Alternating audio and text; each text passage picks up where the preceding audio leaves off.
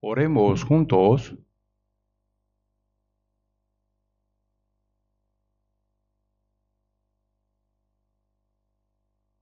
Nuestro Padre, Dios Santo y Misericordioso, que nos amas, nosotros que estábamos lejos de ti en medio del pecado, merecíamos recibir el juicio y el castigo. Aun cuando no te conocíamos, tú tuviste compasión de nosotros, y por ese gran amor y gracia, el Señor Jesús, con su preciosa sangre derramada, limpió eternamente nuestros pecados. Y sin mérito alguno salvaste nuestras almas, y nos hiciste hijos tuyos, y nos diste la gloriosa esperanza de entrar en tu reino eterno. Te agradecemos por esa inmensa gracia. En este momento nosotros que hemos recibido el perdón por la preciosa sangre de Jesús, nos reunimos ante ti para alabar tu inmensa gracia y amor, por concedernos aprender tu palabra. Te agradecemos por permitirnos tener comunión en esta santa congregación contigo. Creemos, tú, Padre, estás entre nosotros en este momento. Te pedimos que mires a cada uno de nosotros y sosténnos con tu mano misericordiosa. Que ninguno de nosotros caiga de tu gracia. Sosténnos con tu mano compasiva, Señor. En este mundo se vuelve cada día más turbulento y lleno de pecado. Es un mundo peligroso donde no sabemos qué puede suceder en un solo día. Si tú no nos proteges, en cualquier momento podemos caer en el pecado, y nosotros no tenemos la fuerza para vencer este mundo malvado. Por eso llénanos, Señor, con tu palabra, sabiduría y el poder del Espíritu Santo. Guíanos para que podamos vivir correctamente como hijos tuyos, con dignidad en medio de este mundo peligroso. También a todas nuestras iglesias en todo el país alrededor del mundo, y a todos los hermanos que están guardando la fe, predicando el Evangelio en medio de las dificultades, acompáñanos, Señor, con tu palabra, tu gracia y el poder del Espíritu Santo, para que en cualquier sufrimiento o adversidad, confiando solamente en ti, puedan testificar valientemente el Evangelio y así llevar a muchas almas ante ti para que sean salvas y cumplir tu obra. También oramos por este país en el que vivimos. Estamos viviendo en una época muy difícil y confusa. Señor, concédenos más libertad y paz y seguridad, para que podamos llevar más libremente nuestra vida cristiana y predicar el Evangelio sin mayores dificultades. Te lo rogamos fervientemente. Concede tu gracia a los políticos y gobierna sus corazones para que puedan ser usados para tu voluntad y gloria tuya. Te rogamos para que ellos también sean usados para tu santa obra. Señor, que siempre nos das la palabra que necesitamos en cada momento y que nos enseñas el camino a seguir. Revélanos también en esta hora tu santa voluntad y ayúdanos a entender cómo debemos actuar nosotros. En el nombre de nuestro Señor Jesucristo hemos orado. Amén. Busquemos la Biblia. Mateo capítulo 6.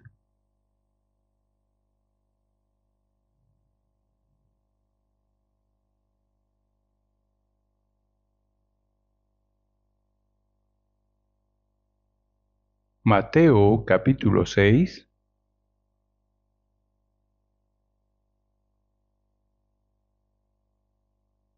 del versículo 9 hasta el 13. Leamos juntos lentamente. Vosotros, pues, oraréis así: Padre nuestro que estás en los cielos, santificado sea tu nombre. Venga tu reino, hágase tu voluntad, como en el cielo, así también en la tierra. El pan nuestro de cada día, dánoslo hoy. Perdónanos nuestras deudas, como también nosotros perdonamos a nuestros deudores.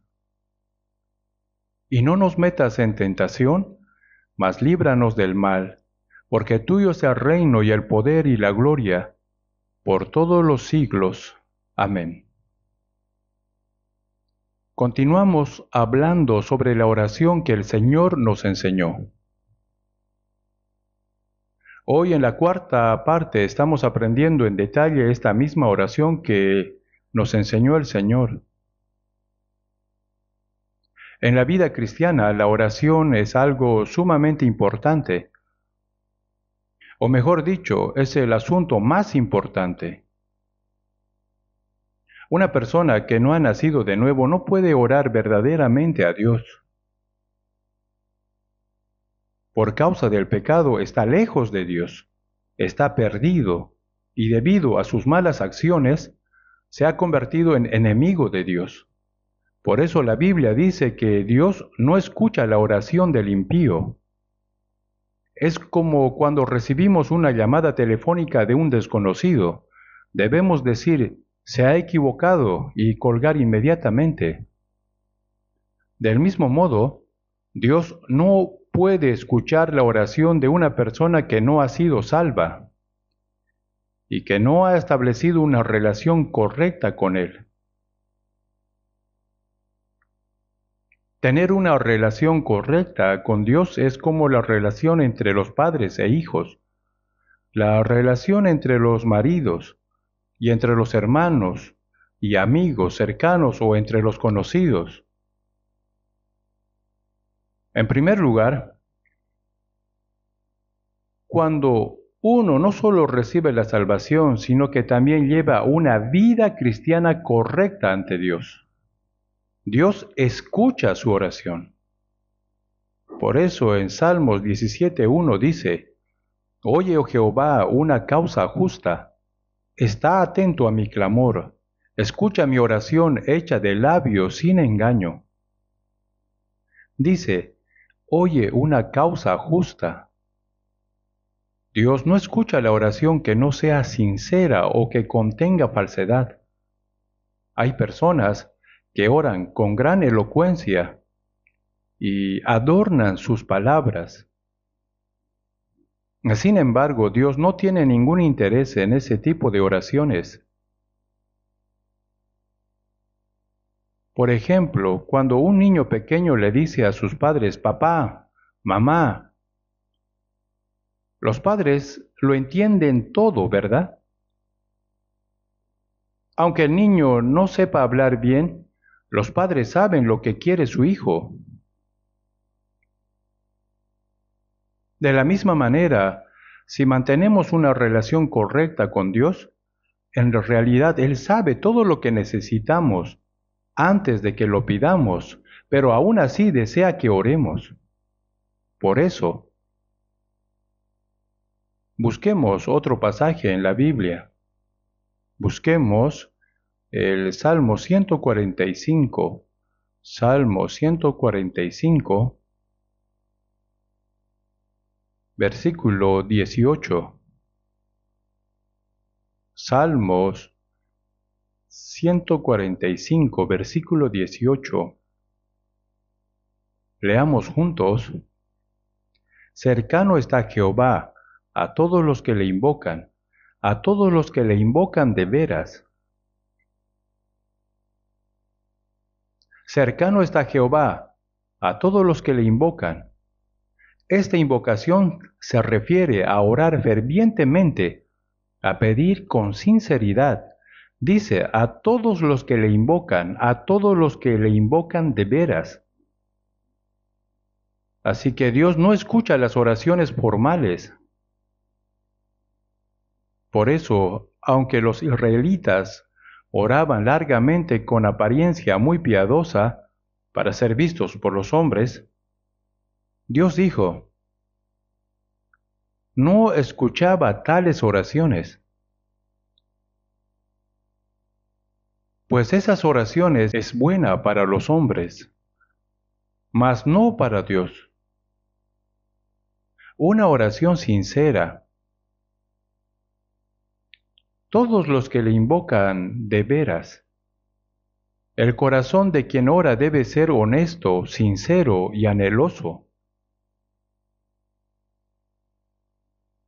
De hecho, nadie puede ser salvado sin el amor y la gracia de Dios, ¿verdad? La gracia es algo que Dios nos da. Por eso en Efesios 2:8 dice, porque por gracia sois salvos por medio de la fe, y esto no de vosotros, pues es don de Dios. Las palabras don y gracia significan lo mismo. Cuando alguien te da un regalo valioso y costoso, esa persona paga todo el precio y tú simplemente dices gracias y lo recibes. Así recibimos la salvación, porque Dios nos amó tanto que para salvarnos envió a su Hijo unigénito en forma humana, y Él siendo sin pecado, cargó en su cuerpo con todos los pecados del mundo, incluyendo nuestros pecados, la ira y el juicio de Dios que correspondía a nosotros, y recibió la maldición y el juicio que merecíamos recibir. Derramó su preciosa sangre y murió para expiar para siempre nuestros pecados. Dios hizo un sacrificio tan grande por nosotros, que ahora si llegamos a entender y creer en esa gracia, recibimos la salvación, que es el don de Dios que nos da. Y esto no es de vosotros, pues es don de Dios. La persona que ha recibido la salvación establece una relación correcta con Dios. Después de eso, puede orar a Dios. Es como cuando un niño pequeño juega con un teléfono de juguete, imitando a los adultos, diciendo, hola, ¿cómo está? Hablando como quiere. Luego dice, voy a colgar. No importa si cuelga o no, pues nadie lo está escuchando. Así es aquel que no está conectado con Dios, es exactamente como un niño jugando con un teléfono de juguete. ¿De qué sirve eso? Cuando la relación entre Dios y uno mismo es segura, decimos Padre Dios, es decir, Padre nuestro que estás en los cielos, mi Padre. Después de que Jesús murió y resucitó, les dijo a las mujeres que visitaron la tumba, ve a mis hermanos y dile, subo a mi Padre y vuestro Padre, a mi Dios y a vuestro Dios. Es decir, mi Padre es ahora vuestro Padre, porque el que santifica y los que son santificados de uno son todos. El que santifica es el Señor, y los santificados somos nosotros. Como todos venimos de Dios, dice, no se avergüenza de llamarlos hermanos. Bien, esta es una relación de vida, es una relación espiritual y eterna. Primero, solo el que tiene la certeza segura de su salvación puede orar correctamente, y no solo debe ser salvo, sino que su corazón y su vida deben ser rectos delante de Dios. Oramos porque no podemos llevar una vida cristiana correcta con solo nuestra propia sabiduría, fuerza y esfuerzo. Así que buscamos la ayuda de Dios. Cada día necesitamos la ayuda y la guía de Dios. Por eso debemos orar continuamente. Aquí dice, a todos los que le invocan, a todos los que le invocan de veras. Los que le invocan de veras. Nuestras oraciones deben ser sinceras y verdaderas. Las oraciones mentirosas no sirven de nada. Si durante la oración aparentamos amar a Dios completamente orando con fluidez y después de decir amén vivimos como queremos, esa oración sería una mentira. Dios no se deja engañar. La oración no termina con el amén, sino que después de orar debemos esforzarnos por vivir de acuerdo con lo que hemos orado. Eso es una oración sincera y verdadera. Cercano está a todos los que le invocan de veras. Estar cercano quiere decir que escucha nuestras oraciones y nos ayuda. Por eso la oración es primero, tener comunión con Dios. Cuando decimos Dios Padre, Él nos dice, sí, hijo mío. Y entonces le decimos todo lo que queremos decirle. También compartimos los problemas difíciles y pedimos a Dios lo que necesitamos. Entonces Él escucha nuestras oraciones. Hay veces que responde inmediatamente a otras veces que intencionalmente espera y nos responde más tarde. Cuando oramos, Dios nos escucha según su voluntad. Pero en Romanos 8 dice que cuando no sabemos orar como conviene, el Espíritu mismo intercede por nosotros con gemidos indecibles. Él ora por nosotros conforme a la voluntad de Dios. El Espíritu Santo que mora en nosotros conoce la voluntad de Dios. Por eso cuando no sabemos orar correctamente, el Espíritu gime y ora por nosotros. Por supuesto también Jesús, como vemos en Romanos 8:34 dice que Jesús está a la diestra de Dios y que también intercede por nosotros, sentado a la diestra de Dios. La Biblia dice, por lo cual puede también salvar perpetuamente a los que por él se acercan a Dios, dice. Jesús que murió en la cruz, resucitó, está a la diestra de Dios, incluso ahora siempre está orando por nosotros. Es una oración de intercesión.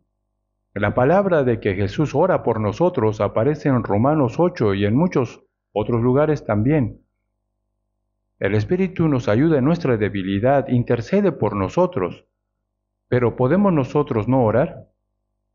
Por eso yo les digo a nuestros evangelistas, nosotros conocemos la Biblia más que cualquier otro. Cuando decimos tal y tal capítulo, versículo, lo encontramos de inmediato. En algunas iglesias, incluso los ancianos no saben si un pasaje está en el Nuevo o en el Antiguo Testamento y lo buscan torpemente. Una vez, yo para probar a los hermanos reunidos les pregunté qué decía Ezequías 3:18 y todos estaban desesperados buscándolo. ¿Dónde está Ezequías 3:18? No existe. Pero ni siquiera sabían si existía o no. Sin embargo, en nuestra iglesia, cuando alguien dice tal capítulo y tal versículo sin mencionar la página, lo encontramos enseguida. Probablemente los que vienen por primera vez se sorprenderán. Podemos hacer esto porque leemos mucho la Biblia y estamos familiarizados con ella. Cuando voy a una farmacia de medicina tradicional, veo que los famosos médicos tienen atrás pequeños cajones con etiquetas en caracteres chinos muy pequeños. No entendemos lo que dicen, pero dentro están todos los medicamentos. Entonces, cuando escriben una receta, sacan todos los medicamentos según la prescripción y preparan la medicina, ¿verdad? Hacen tal medicamento y tal medicina. Al ver eso, pienso que nosotros tenemos tanto el Nuevo como el Antiguo Testamento. El médico busca rápidamente los medicamentos, pues él sabe dónde está cada uno y les da a cada paciente. Asimismo, nosotros podemos encontrar las palabras necesarias, así, para cada persona. Para los que no son salvos, les damos las palabras de medicamento de vida eterna, pues si lo creen, recibirán la vida eterna, ¿verdad? Y después de ser salvos, cada persona necesita palabras específicas. Por eso, cuando aconsejamos individualmente, es muy importante entender de manera rápida la condición de esa persona y compartir las palabras que más necesita. De todos modos, no solo debemos conocer bien la Biblia, sino también orar mucho. Por eso digo, nuestra iglesia conoce bien la Biblia, pero ¿acaso no nos falta en la oración? Las personas no salvas van a las montañas para ayunar y orar todas las noches. Aquellos que no tienen relación con Dios hacen un gran alboroto con sus oraciones. Pero más bien parece que los salvos no oran tan desesperadamente. A Dios le gusta que oremos. Así que no debemos solo aprender mucho la Biblia, sino orar también ante Dios. Si pasas todo el día con tus hijos, pero ellos no te dicen ni una palabra, ¿te gustaría? A los padres les gusta cuando sus hijos les cuentan historias interesantes y les dicen lo que necesitan. De la misma manera, a Dios le encanta cuando oramos, es tener comunión con Dios. Y cuando pedimos a Dios lo que necesitamos para nuestra vida cristiana. Ciertamente Él nos escuchará. Por eso, la oración es el método para atraer la mano poderosa de Dios. Atraemos la mano poderosa de Dios hacia nosotros para que Él nos ayude. Por eso en Santiago 4, versículo 2, dice, no tenéis lo que deseáis porque no pedís. Dijo que si pedimos, Él nos dará. Pero hay muchas cosas que no recibimos porque no oramos. No tenéis lo que deseáis porque no pedís. Pedís y no recibís porque pedís mal, para gastar en vuestros deleites. Una de las razones por la que no recibimos, aunque pidamos, es porque nuestras oraciones no son correctas. Por eso en Primera de Juan 5:14 vemos, si pedimos alguna cosa conforme a su voluntad, Él nos oye. Cuando estudiamos la Biblia, podemos conocer cuál es la voluntad de Dios, ¿verdad? Entonces, debemos orar según la voluntad de Dios. Eso es una oración correcta, honesta y una petición sincera. Una persona que puede orar correctamente es una persona extraordinaria. A medida que nuestra fe y carácter crece, obedeciendo y conociendo la palabra de la Biblia, y conforme a nuestro corazón se acerca más a Dios, podremos orar correctamente. Antes leí un artículo sobre un pastor cuyas oraciones siempre eran escuchadas y respondidas por Dios. Por eso dice que al enterarse la gente de esto, temía mucho sus oraciones. Incluso las personas que lo odiaban temían que si él oraba contra ellos, pudiera caer algún castigo sobre ellos, pues la gente sabía muy bien que sus oraciones siempre se cumplían. También vemos que Dios escuchaba las oraciones de los profetas del Antiguo Testamento, ¿no? Elías era un hombre como nosotros, pero cuando él oró no llovió durante 3 años y medio, y cuando volvió a orar llovió sobre esa tierra durante 3 años y medio. Por eso en Santiago 5, hablando de la oración de Elías, dice, la oración eficaz del justo puede mucho. Las oraciones del justo, de quien vive según la voluntad de Dios, son escuchadas por Dios. Por eso dice, puede mucho. Así que debemos esforzarnos por orar correctamente. Primero debemos esforzarnos por orar. Si oramos constantemente, A través de la palabra podemos discernir si nuestras oraciones son correctas o incorrectas. Ante todo, debemos esforzarnos por orar. Cuando oramos, nos acercamos más a Dios y nos hacemos íntimos con Él. Y cuando sabemos que Dios escucha nuestras oraciones, nos llenamos de gozo y gratitud. Por eso sería bueno tener un cuaderno de oración. Podemos escribir lo que pedimos fervientemente. También podemos establecer temas de oración para las personas por quienes oramos. Y cuando una oración es respondida, podemos marcarla como respondida, un check, y confirmarlo así.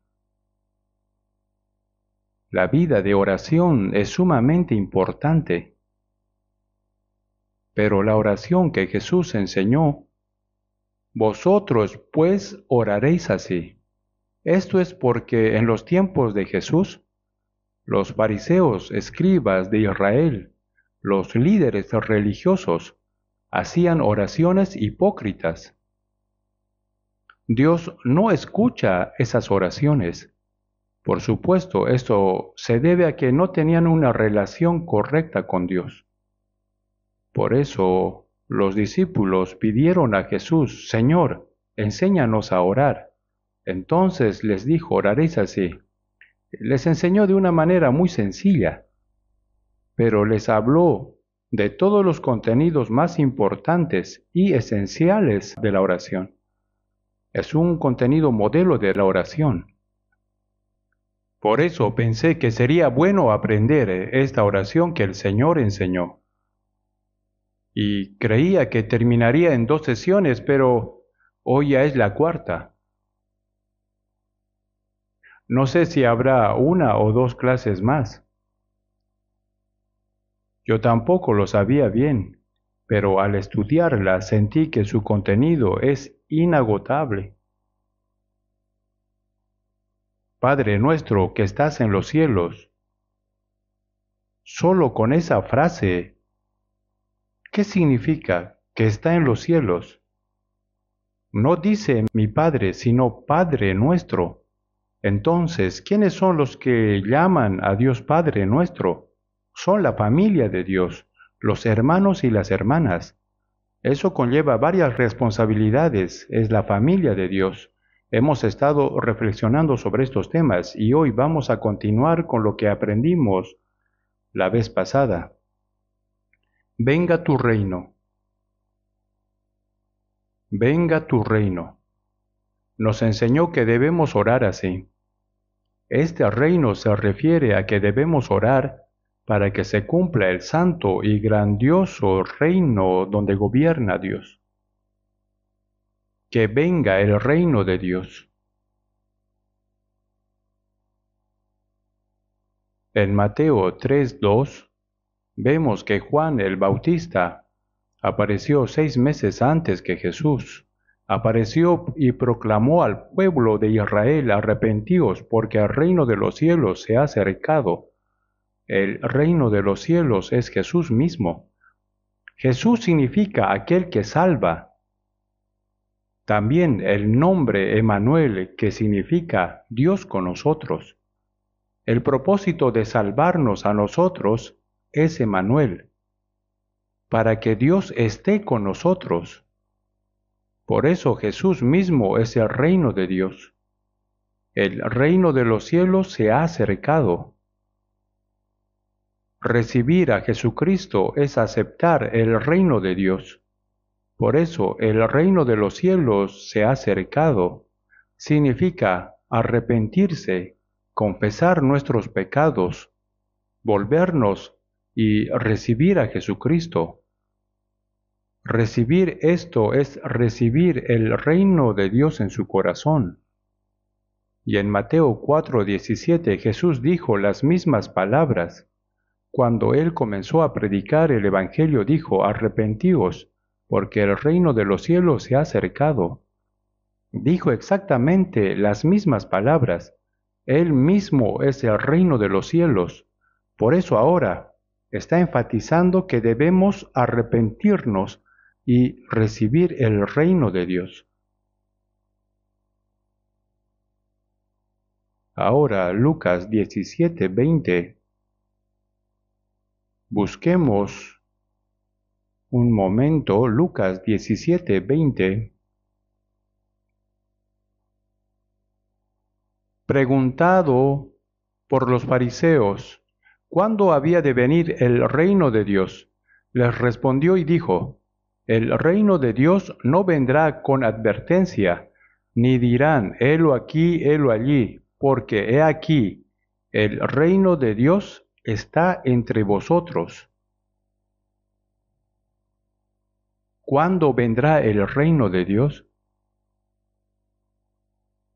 Cuando los fariseos le preguntaron a Jesús, el reino de Dios no vendrá con advertencia.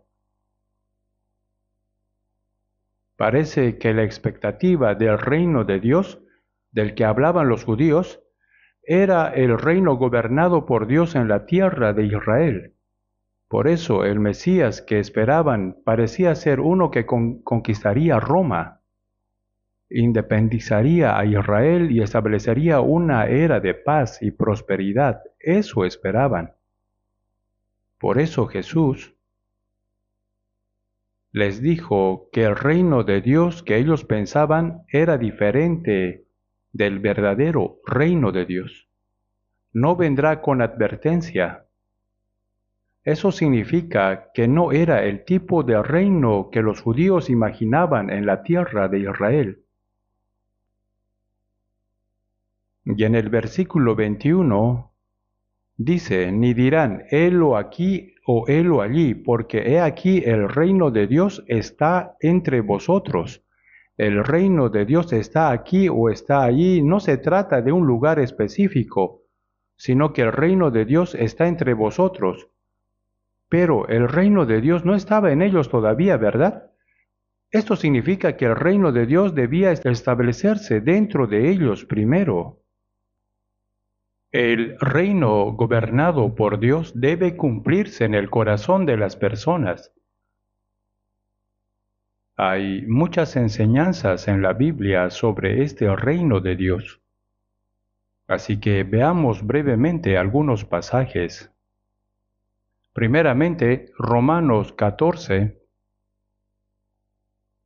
Busquemos Romanos 14, versículo 17.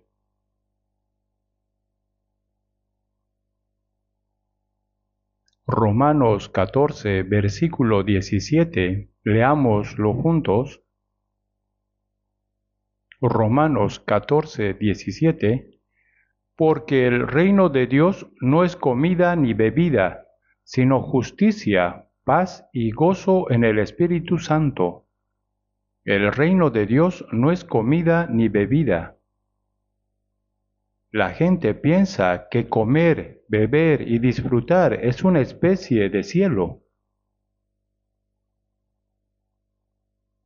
En Eclesiastés 2, Salomón dijo, no hay cosa mejor para el hombre sino que coma y beba y que su alma se alegre en su trabajo. También he visto que esto es de la mano de Dios, porque ¿quién comerá y quién se cuidará mejor que yo?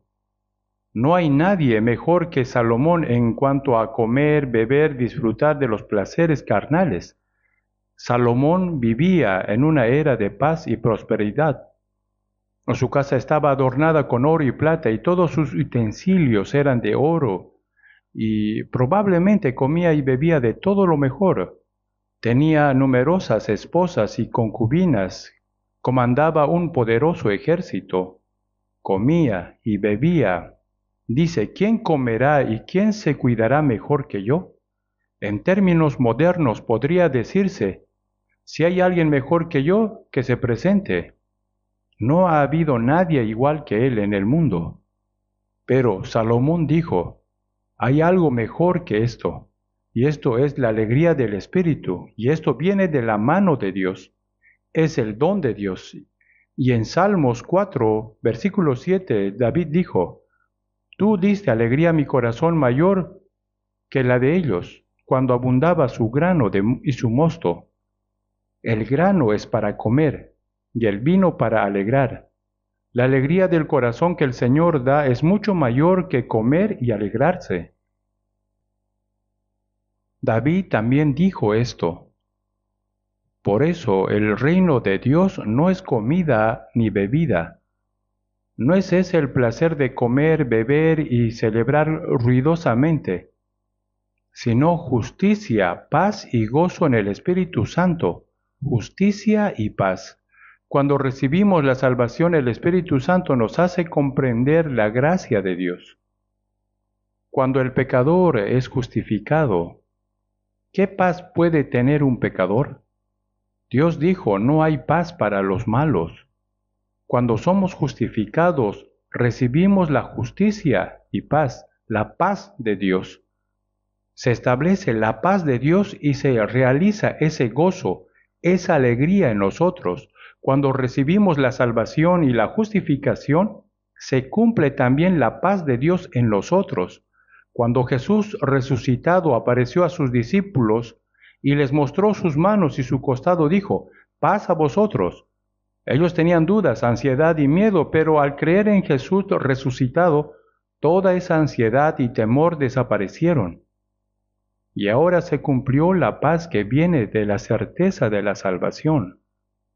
Dice, justicia, paz y gozo, alegría se cumplen en el corazón.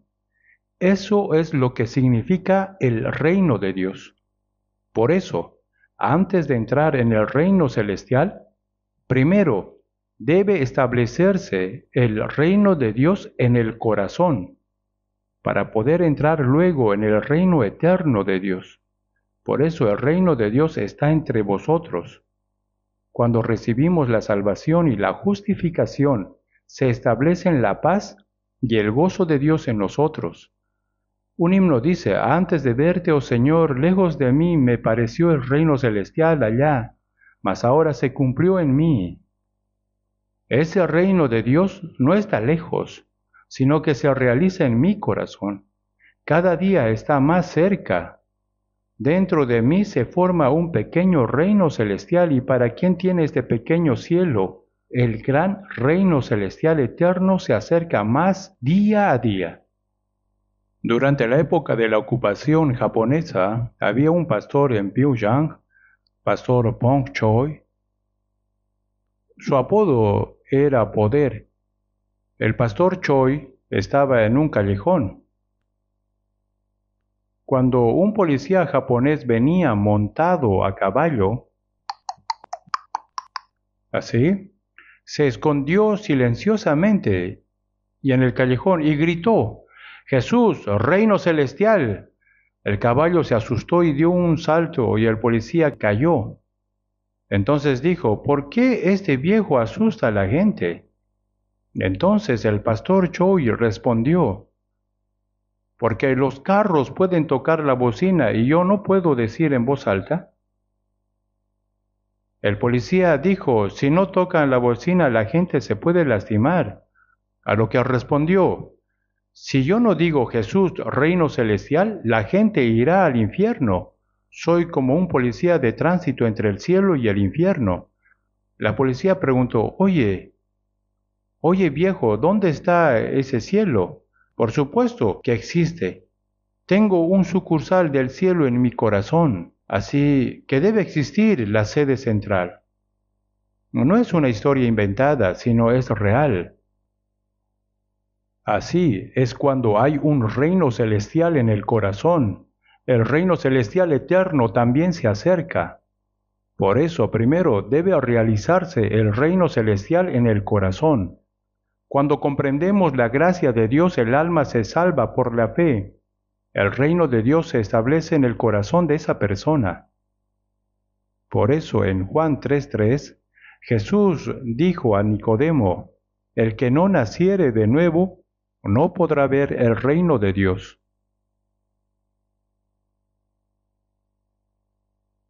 Nicodemo era llamado maestro de Israel. Era un líder de alto rango.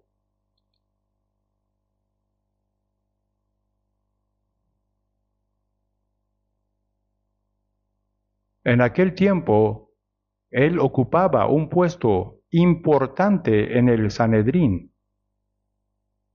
Pero cuando Jesús lo vio que este hombre no era salvo. Por eso le dijo, sé a lo que has venido a preguntar.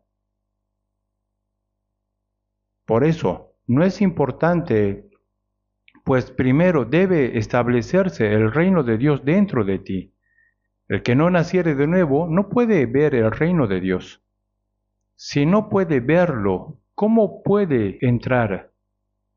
Para ir al cielo, primero hay que nacer de nuevo. Lo que es nacido de carne, carne es, y lo que es nacido del Espíritu, Espíritu es. No te maravilles que te dije, os es necesario nacer de nuevo.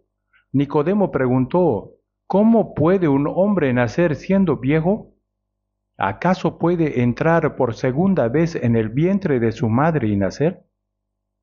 Porque no entendía qué significaba nacer de nuevo. Renacer implica 2 veces, ¿cierto? Ya nací una vez, pero ¿acaso tengo que volver a entrar de nuevo al vientre de mi madre y nacer otra vez? Lo que es nacido de la carne, carne es, aunque el cuerpo físico entre y salga de nuevo del vientre, sigue siendo carne. Que lo nacido de la carne es carne, significa que aunque seas del pueblo elegido por Dios y maestro de Israel y líder, eso también es de la carne. Por mucho que lo intentes, así no podrás ir al cielo. Lo que es nacido de carne, carne es, y lo que es nacido del Espíritu, Espíritu es. El que no naciere de agua y de Espíritu no puede entrar en el reino de Dios. Si no naces de nuevo, no puedes ver el reino de Dios ni entrar en él. Por tanto, para entrar en el reino de Dios, primero debe cumplirse ese reino en tu corazón. Por eso dice, el reino de Dios está entre vosotros, pero esto debe realizarse dentro de ellos. Pero aún el reino de Dios no se había cumplido en ellos, ¿verdad? Dice, está entre vosotros, pero no lo estaba. Entonces, qué frustrante es. Por eso en Mateo 6:33 dice, mas buscad primeramente el reino de Dios y su justicia, y todas estas cosas os serán añadidas. Estas palabras están dirigidas a los salvos. La persona salva ya tiene el reino de Dios establecido en su corazón. Venga tu reino, como la persona salva ya tiene el reino dentro de sí. Cuando Jesús dijo, buscad primeramente el reino de Dios y su justicia, significa que debemos predicar el Evangelio para preparar a las personas para que entren en el reino de Dios. Cuando uno recibe la salvación, el reino de Dios se establece dentro de esa persona. Cuando el reino de Dios se establece dentro de cada persona y el territorio de su reino se va expandiendo, ¿verdad? Por eso, buscad primeramente el reino de Dios y su justicia. Entonces, ¿cuál es lo primero que debe hacer una persona salva? El reino de Dios ya se cumplió en él.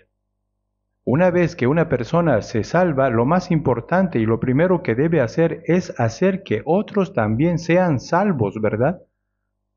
¿Qué es lo más importante para una persona que está muriendo?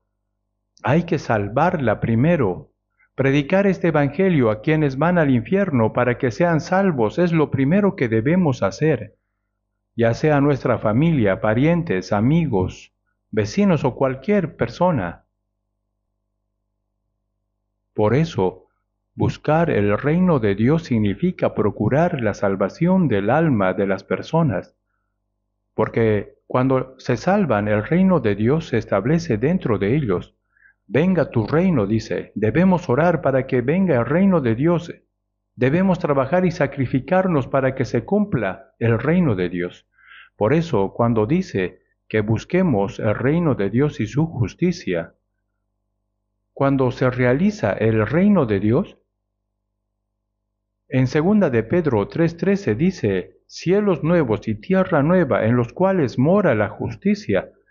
En el reino de Dios se cumple la justicia, que se cumpla la voluntad de Dios. es que se establezca la justicia. Por eso buscamos al reino de Dios y luego externamente cuando surgen personas que se salvan, el reino de Dios se expande y dentro de los salvos se establece la justicia de Dios. Amarse unos a otros, obedecer la voluntad de Dios. Toda la vida que obedece a la palabra de Dios es cumplir la justicia de Dios. Por eso dice, mas buscad primeramente el reino de Dios y su justicia. Si solo hacemos estas cosas, es decir, todo lo que necesitamos para el cuerpo serán añadidas. Quizás deba hablar de esto en la próxima ocasión. Así que, ¿qué es el reino de Dios? El reino de Dios establecido en el corazón de la persona salva. Los salvos son el reino de Dios, por eso en Apocalipsis 1:5 vemos que dice, y nos lavó de nuestros pecados con su sangre. Lavó nuestros pecados con su sangre. Dice, nos hizo reyes y sacerdotes para Dios su Padre. Cuando uno recibe la salvación, esa persona es el reino de Dios. También en primera de Pedro 2:9 dice, vosotros sois linaje escogido, real sacerdocio, nación santa, pueblo adquirido por Dios. La persona salva es la nación santa de Dios.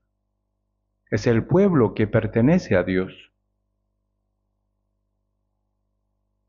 Los tres elementos esenciales de una nación son, primero, la soberanía, el territorio y los ciudadanos. La soberanía es Dios, el territorio son los nuevos cielos y la tierra nueva. Entonces, aunque haya soberanía y territorio, ¿de qué sirve si no hay ciudadanos, verdad? Los salvos son los ciudadanos que entrarán en ese reino. Proverbios 14:28 dice, en la multitud del pueblo está la gloria del rey, y en la falta del pueblo la debilidad del príncipe. Deben haber muchas personas salvas y aumentar los ciudadanos que irán al cielo para que sea la gloria de Dios. Por eso cuando los cristianos predican el Evangelio y se realiza la obra de la salvación, el reino de Dios se va estableciendo. Porque cada persona salva es el reino de Dios. Se forman los ciudadanos de su reino. El reino de Dios recupera el territorio que había sido arrebatado por el diablo. Y cuando aumentan los ciudadanos que entran en el cielo, vendrá el rey de ese reino. Por eso el himno que cantamos dice, cuando florezca ese reino, vendrá el rey de paz. Después de que ese reino florezca, es decir, cuando aumenten los ciudadanos de ese reino, vendrá el rey. Por eso debemos orar por la realización del reino del que habla Jesús. Venga tu reino.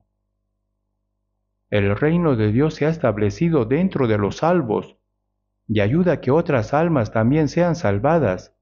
Y dentro de cada persona salva se cumple la justicia de Dios. Por eso, cuán importante es esta palabra, venga tu reino. No solo debemos orar, venga tu reino, sino que también trabajar y esforzarnos para que el reino de Dios se cumpla en nuestro corazón y también en el alma de las personas, para que los ciudadanos del reino de Dios aumenten más y más. A través del esfuerzo y el sacrificio de los cristianos se establece el reino de Dios. ¿No fuimos nosotros salvos mediante el sacrificio y la preciosa sangre del Señor en la cruz? Ahora, a través del sacrificio de los salvos, otras almas deben ser salvadas también. El reino de Dios se expande continuamente mediante el sacrificio y el esfuerzo de los santos salvos. Tenemos 230 iglesias en todo el país y 1093 iglesias en 82 países del mundo. Cada vez aumentan más números. El reino de Dios se está expandiendo constantemente ahora. Por supuesto, debe haber muchas personas salvas que no conocemos. Parece que el rey de ese reino aún no viene porque todavía faltan ciudadanos que entren en ese reino. Por eso, la persona salva es el reino de Dios. Venga tu reino significa haz que sigan surgiendo personas salvas, que ocurra la obra de salvación. Por eso oramos, y no solo oramos, sino que nos esforzamos por esa obra. Padre nuestro que estás en los cielos, santificado sea tu nombre. Cuando oramos, Padre, santificado sea tu nombre, ¿acaso se santifica el nombre del Padre porque decimos que sea santificado? No. El nombre de Dios se santifica cuando los salvos viven correctamente. Por eso en 1 de Pedro 1:14 dice, como hijos obedientes, sed también vosotros santos en toda vuestra manera de vivir. En toda vuestra manera de vivir. Nuestras palabras, acciones, conductas deben ser santas. Debemos vivir como salvos. Solo así el Padre Dios será santificado. Sabemos que cuando un hijo actúa mal, el nombre del Padre se deshonra. ¿De quién es hijo ese? Por ejemplo, aunque haya sido un hombre famoso antes, quizás un político, si su hijo hace mal y va a la cárcel o se convierte en mendigo, la gente diría, oh, ese es el hijo del fulano de tal. Viendo al hijo parece que el padre también ha fracasado.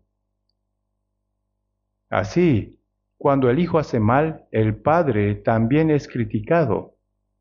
Por eso, en Éxodo 27, en los 10 mandamientos dice, no dará por inocente Jehová al que tomare su nombre en vano. ¿Qué significa tomar el nombre de Jehová en vano? Cuando el hijo actúa mal, el nombre del Padre es deshonrado. Por eso no debemos deshonrar el nombre de Dios. No debemos usar el nombre de Dios a la ligera. Los que escribían las copias de la Biblia, es decir, los que tomaban el original y hacían copias manuscritas, cada vez que aparecía el nombre de Jehová, se dice que se bañaban, lavaban de nuevo su pincel y lo preparaban nuevamente, y sólo entonces escribían el nombre de Jehová. Tenían tanto temor del nombre de Jehová. No debemos pronunciar el nombre de Dios a la ligera. Por eso la gente dice, ¿cuál es el nombre de tu difunto padre? ¿Cuál es su nombre? En Corea respondemos muy formalmente que él usa el carácter tal, tal, tal. No se dice simplemente Kim o Lee. Se habla con mucho respeto, pero no basta con solo hablar así. A través de nuestra vida debemos hacer que se establezca la del nombre del Padre. Cuando la persona salva actúa mal, dice, el nombre de Dios es blasfemado entre los gentiles por causa de vosotros. En 1 de Corintios 6:9 dice, ¿no sabéis que los injustos no heredarán el reino de Dios? Los injustos, aquellos que cometen pecado y que actúan con maldad, los que practican la injusticia, ¿no sabéis que no heredarán el reino de Dios? Significa que no podrán entrar. El himno dice, no hay nada impuro allá, solo están los santos. Allá no habrá bestias malignas ni falsedad. Aunque vivimos en este mundo malvado, debemos estar separados de él. El arca debe flotar sobre el agua. Si el agua entra en el arca, se hunde. ¿Saben? Aunque el mar es salado, el interior de los peces que viven en el mar no es salado. No es salado. Si el interior de los peces fuera salado, morirían, ¿verdad? Aunque vivimos en este mundo, el mundo no debe entrar en nosotros. Dice, no sois del mundo, antes yo os elegí del mundo. Debemos estar separados. Sed santos porque yo soy santo. Santo significa separado, separado de lo impuro. Aunque vivimos en este mundo malvado y pecaminoso, somos hijos de Dios, personas diferenciadas. Aunque tenemos que vivir en esta tierra con personas que irán al infierno, somos ciudadanos que iremos al cielo. Por eso en Apocalipsis 22:11 dice, el que es inmundo sea inmundo todavía, y el que es justo practique la justicia todavía, y el que es santo santifíquese todavía, porque el tiempo está cerca. Los que irán al cielo deben prepararse como corresponde, y los que irán al infierno se llenarán cada vez más de pecado. ¿Está bien que los ciudadanos del cielo vivan de manera similar a los que irán al infierno? No está bien, debemos estar claramente separados. Aunque vivo en la tierra, soy hijo de Dios, soy ciudadano del cielo. Aunque coma gachas de cebada y vista de saco, debemos tener el orgullo de ser hijos de Dios.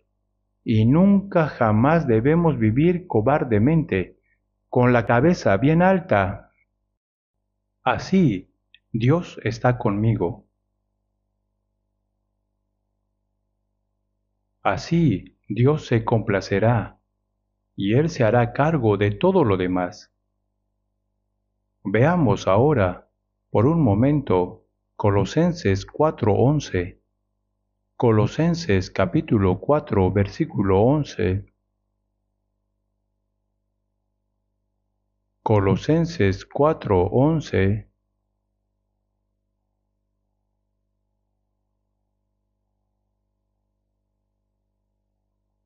Colosenses 4:11. Y Jesús, llamado justo, que son los únicos de la circuncisión, que me ayudan en el reino de Dios, y han sido para mí un consuelo. Y si vemos el versículo anterior, 10, dice, Aristarco, mi compañero de prisiones, os saluda, y Marcos, el sobrino de Bernabé. Y Jesús, llamado justo, él tenía el mismo nombre que Jesús. Jesús, llamado justo, os saluda. Mencionando varios nombres, dijo, ellos son los únicos que me ayudan en el reino de Dios. En estas palabras, los que me ayudan en el reino de Dios, ¿no es una expresión tan maravillosa? Nosotros los que vivimos en la tierra trabajando para el reino de Dios. Aunque vivimos en cuerpo físico, somos personas que trabajan para el Espíritu, para la obra espiritual de Dios. Vivimos en el tiempo, pero mirando hacia la eternidad. Esos y aquellos, estos son los únicos que me ayudan en el reino de Dios, los que colaboran juntos para el reino de Dios. Nosotros los cristianos somos escogidos del mundo. No sois del mundo, dice, somos personas apartadas para ir al cielo. Somos el reino de Dios, ¿verdad? Por eso debemos vivir trabajando para el reino de Dios, ¿cierto? Somos personas que trabajan juntos para el reino de Dios. Ellos han sido para mí un consuelo. De verdad, los salvos somos colaboradores para el reino de Dios y oramos, venga tu reino. No solo oramos para que venga su reino, sino que debemos trabajar juntos para el reino de Dios. Lo que hacemos, ya sea trabajar en una empresa, tener un negocio o comercial, también trabajo físico, cualquier cosa, todo eso es solo un medio, pero el propósito de todo es trabajar para el reino de Dios. Somos soldados del reino de Dios. ¿No es maravilloso? Viviendo en la tierra, vivimos para el reino de Dios, viviendo en el mundo material, pero avanzando hacia el eterno mundo espiritual. Ahora nosotros trabajamos para el reino de Dios. Por eso, cuando alguien recibe la salvación, El reino de Dios se va expandiendo. El reino se acerca cada vez más. Por eso siempre estamos agradecidos y nos alegramos en Dios. Y ahora volviendo a Mateo capítulo 6. Mateo capítulo 6, 6:10. Venga tu reino, hágase tu voluntad como en el cielo, así también en la tierra. Dice, hágase tu voluntad como en el cielo, así también en la tierra. ¿Qué es tu voluntad? Por supuesto, es la voluntad de Dios. Como en el cielo, esto significa que la voluntad de Dios, que está en el cielo, el plan de Dios, el propósito de Dios, se cumple en la tierra.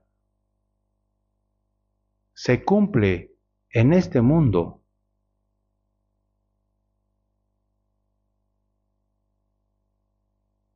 Antes de construir una casa, hay que completar el plano, ¿verdad?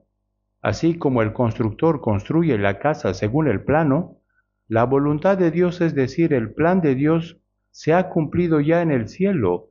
Todo está decidido. Por eso así también en la tierra se va cumpliendo en el mundo a través de ¿quién? A través de los salvos. La voluntad de Dios ya determinada se va cumpliendo a través de los salvos. Por eso oramos para que se cumpla la voluntad de Dios. En Juan 6, versículo 38 y 39, Jesús dijo, porque he descendido del cielo, no para hacer mi voluntad, sino la voluntad del que me envió. La voluntad del Padre que me envió. Jesús vino a hacer la voluntad del Padre, y mientras vivió en este mundo, Él cumplió la voluntad de Dios. En Juan 4, versículo 4, del 3 al 4, vemos que Jesús, al trasladar de Judea hacia Galilea, pasaba por Samaria. Pasaba por Samaria, y allí era un desierto, sin agua, era caluroso, estaba cansado, todo el día, hambriento y sediento. Así que los discípulos fueron a comprar comida al pueblo. Mientras tanto, Jesús compartió la palabra con una pecadora samaritana que había venido a sacar agua. Le dijo, dame de beber. Y esta mujer samaritana al instante vio que era judío. Los samaritanos y los judíos no se tratan entre sí. Los judíos consideraban a los samaritanos como traidores y los trataban como a perros. Entonces los samaritanos veían a los judíos como enemigos y no se trataban entre sí.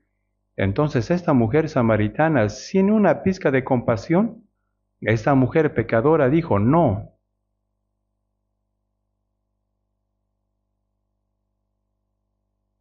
¿Qué razón hay para no dar agua a un viajero sediento?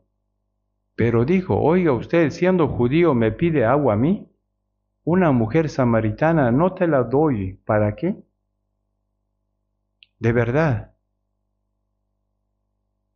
es una mujer sin la más mínima compasión. El Señor conocía a esta mujer pecadora.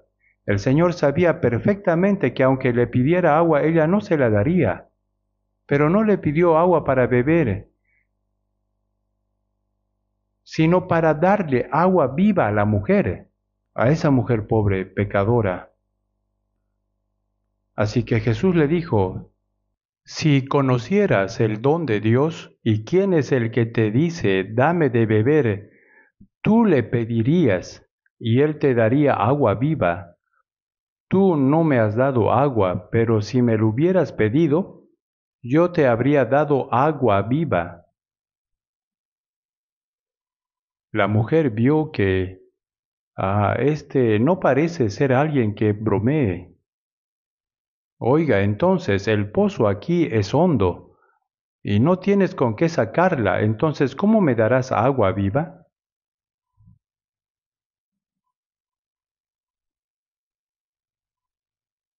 Jesús le dijo, cualquiera que bebiere de esta agua volverá a tener sed. Esta mujer viviendo en el pueblo de Samaria estuvo con este hombre, el señor Park, el señor Kim, el señor Lee, el Kong, en fin. Y ahora estaba viviendo con el sexto hombre, esta mujer pecadora. Las otras mujeres van a sacar agua por la mañana o por la tarde cuando ya es más fresco. Pero ¿quién va a sacar agua al mediodía cuando hace tanto calor? Pero ella venía sola a sacar agua cuando no había nadie. ¿Por qué?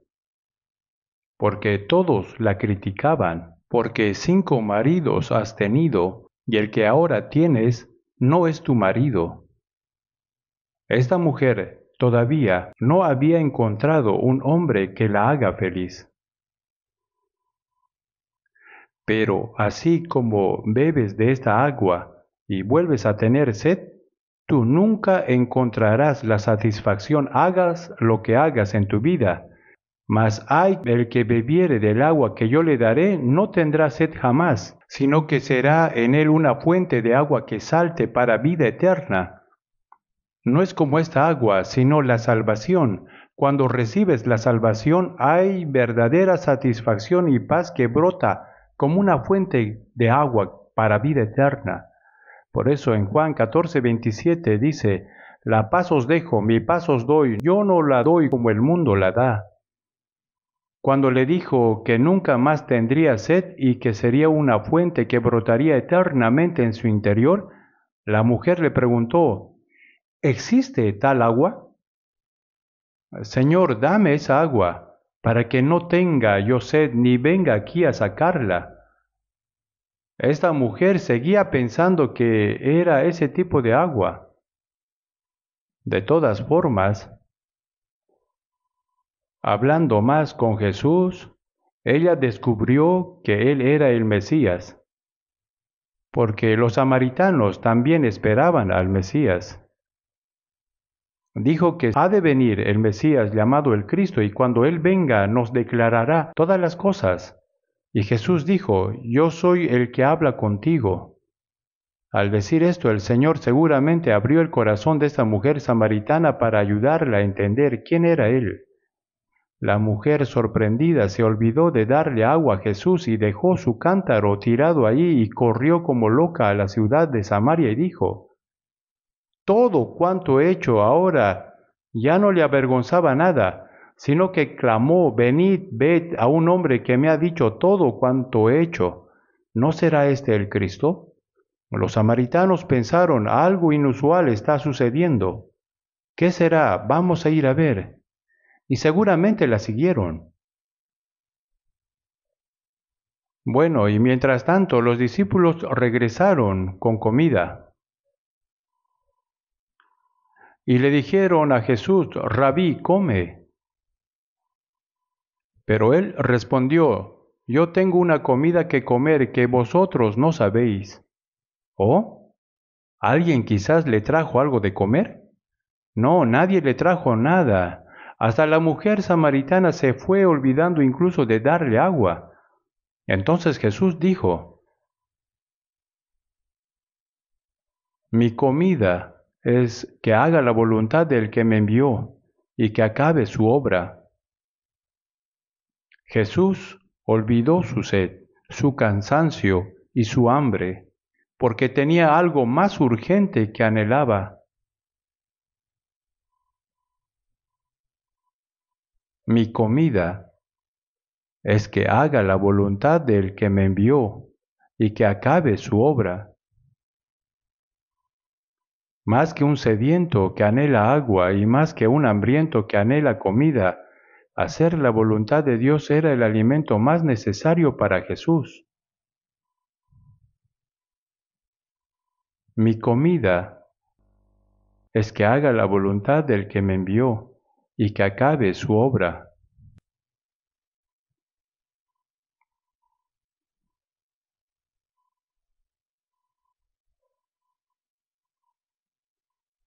Cuando Jesús estaba orando en el huerto de Getsemaní, antes de morir en la cruz, en Mateo 26:39 dijo, si es posible, pase de mí esta copa.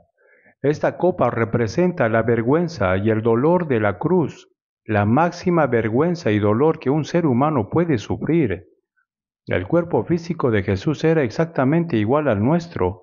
Se cansaba, sentía hambre, sentía dolor al ser golpeado. Jesús también derramaba lágrimas, tenía un cuerpo igual al nuestro. Pero la cruz, para el inocente Jesús, significaba recibir una sentencia de muerte, ser azotado con terribles látigos, cargar con el madero de la cruz hasta el lugar de su ejecución y ser clavado hasta morir, la máxima vergüenza y el dolor que un ser humano puede sufrir. Eso es lo que estaba frente a Jesús. Su cuerpo no lo quería. Padre mío, si es posible, pase de mí esta copa. Este dolor de la cruz, si es posible, haz que sea así, pero no como yo quiero, sino como tú. No sea según mi voluntad, sino según tu voluntad, Padre.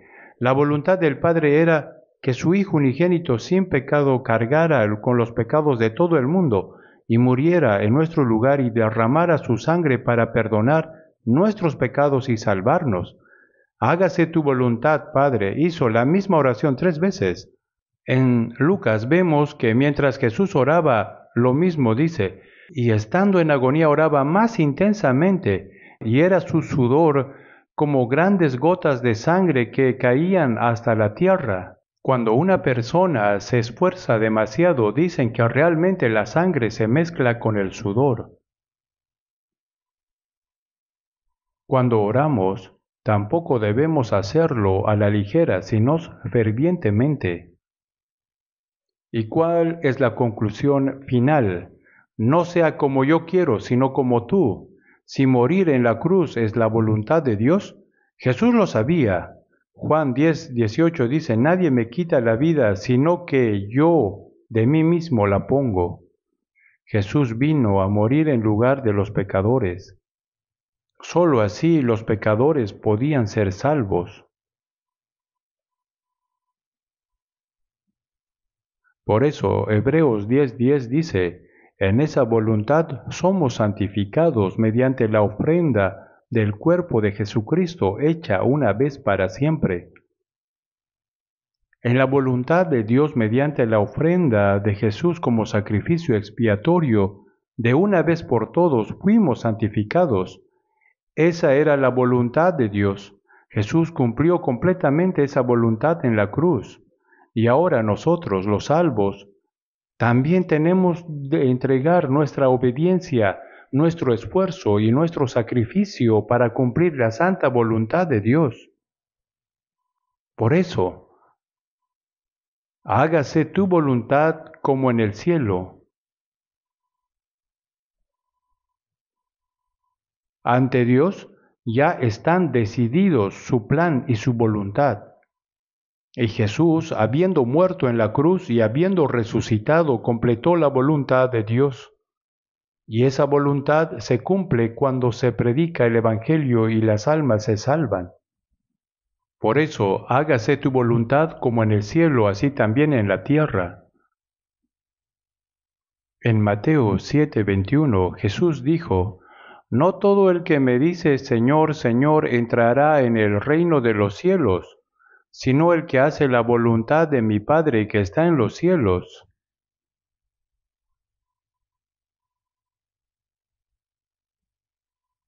Los que dicen Señor, Señor son creyentes, ¿verdad? Los que creen en Jesús dicen Señor, Señor. Incluso tomando una taza de café dicen Señor. Y comiendo una manzana, Señor. Vi a alguien en un centro de oración que encendió el fuego en la cocina, pero como estaba apagándose decía Señor, Señor, Señor. Incluso al resbalar, Señor.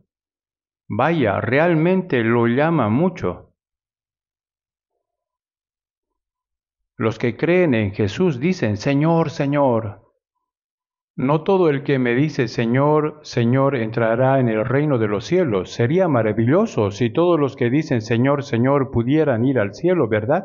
Pero no es así, sino el que hace la voluntad de mi Padre que está en los cielos. El que hace la voluntad de mi Padre que está en los cielos. Una vez una diaconisa de cierta iglesia asistió a nuestro seminario y le pregunté, Mateo 7:21 dice, no todo el que me dice Señor, Señor entrará en el reino de los cielos, sino el que hace la voluntad de mi Padre que está en los cielos. ¿Ha hecho usted entonces la voluntad del Padre? Y ella respondió, debo hacer su voluntad. ¿Pero la ha hecho? Respondió, debo hacerlo. ¿Cuál es la voluntad de Dios? La voluntad de Dios. Guardar el domingo, orar fervientemente, servir, ofrendar. Mencionó todo lo que se le ocurría, hacer esto o aquello diligentemente. ¿Cuánto hay que hacer para entrar? Hay que hacer todo lo que se pueda, ¿no, pastor? Aunque lo haga hasta morir, no podrá entrar. Juan 6:40 dice, y esta es la voluntad del que me ha enviado, que todo aquel que ve al Hijo y cree en Él tenga vida eterna. La voluntad de Dios que Jesús mencionó no se refiere a lo que nosotros hacemos, sino lo que Dios quiere. Todo aquel que ve al Hijo, Jesús murió en la cruz, perdonó nuestros pecados con su sangre y resucitó. Al ver esto y entender la gracia y recibir la salvación por fe, esa es la voluntad de Dios, que todo aquel que ve al Hijo y cree en Él tenga vida eterna, y yo le resucitaré en el día postrero. Hacer la voluntad de Dios, esa voluntad de Dios, para nosotros los salvos.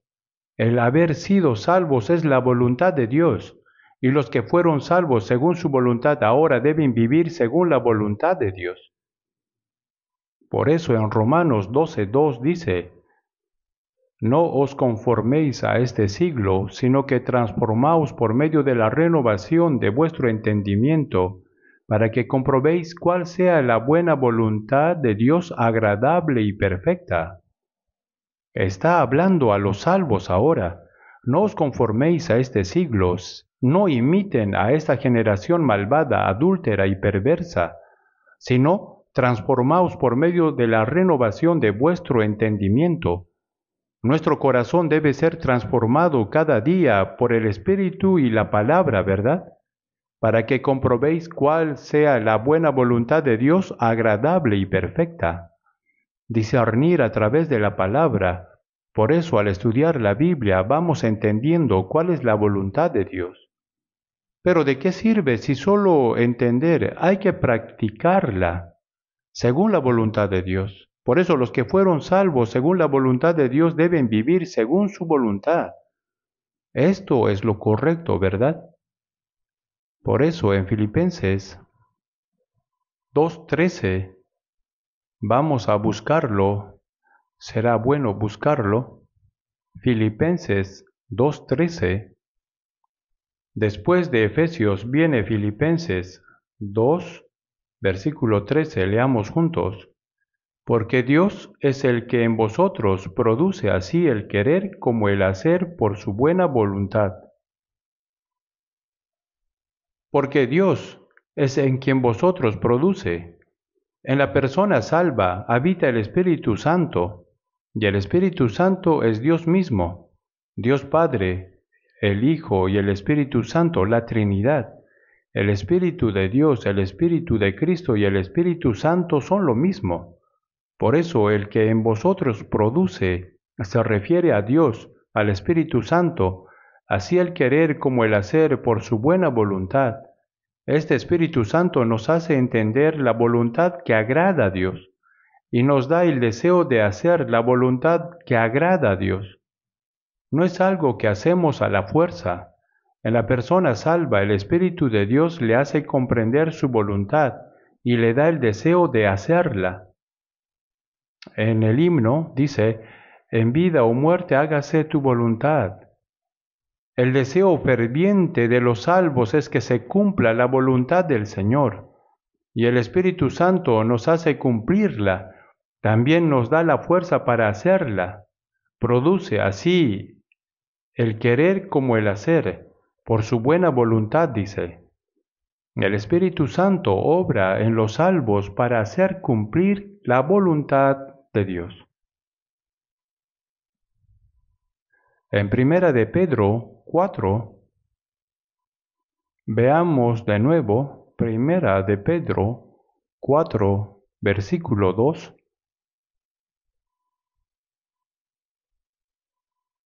Primera de Pedro 4, versículo 2. Leamos juntos. 4:2. Para no vivir el tiempo que resta en la carne conforme a las concupiscencias de los hombres, sino conforme a la voluntad de Dios. Dice el tiempo que resta. Después de ser salvos, ahora vivimos conforme a la voluntad de Dios. Y en esto hay un breve sufrimiento, sí. Pero, para no vivir conforme a las concupiscencias de los hombres, en nuestra carne todavía existe la vieja naturaleza. Esto se refiere a los deseos de la carne que se oponen al Espíritu. Por eso dice que os abstengáis de los deseos carnales que batallan contra el alma. Es una lucha contra uno mismo. Debemos controlar y vencer los deseos de la carne que están dentro de nosotros. Y para no vivir el tiempo que resta en la carne conforme a las concupiscencias de los hombres, no vivir según los deseos de la carne, sino conforme a la voluntad de Dios. Es decir, después de ser salvos el tiempo que resta en la carne, no sabemos cuánto tiempo nos queda, pero no es mucho. Durante ese tiempo que nos queda en el cuerpo, ya no debemos seguir más los deseos carnales, es decir, las concupiscencias de los hombres, sino vivir el resto de nuestras vidas conforme a la voluntad de Dios. Por eso, para la voluntad y gloria de Dios, hágase tu voluntad como en el cielo, así también como en la tierra. La voluntad y el plan de Dios ha establecido se cumplen a través de la vida de los cristianos, a través de nuestra obediencia, sufrimiento y sacrificio. Así se cumple la voluntad de Dios. El reino de Dios y la voluntad de Dios deben cumplirse. Para esto debemos orar. ¿Me dejo entender? Así que si podemos orar fervientemente, correctamente la oración que Jesús nos enseñó, podremos vivir bien la vida cristiana y entonces haremos oraciones honestas y sinceras. Así podremos caminar con el Señor y llevar una vida que cumpla la obra de Dios. Por ende, la persona que ora correctamente como el Señor enseñó, es una persona que sí puede vivir una buena vida cristiana. Pero no debemos recitar esta oración sin pensar como si fuera un mantra, sino que debemos pensar profundamente en cada parte, y para que la obra de Dios venga, tu reino, hágase tu voluntad como en el cielo, así también en la tierra. Debemos obedecer y esforzarnos para que el reino de Dios venga a nuestro corazón y vida, y que la voluntad de Dios se cumpla. Oremos juntos. Nuestro Padre Dios misericordioso, aun cuando estábamos lejos de ti caminando en pecado y éramos tus enemigos por nuestras malas obras, por tu compasión y gran amor, el Señor Jesús murió en nuestro lugar y con su sangre derramada limpió para siempre nuestros pecados, y sin ningún mérito nuestro nos salvaste.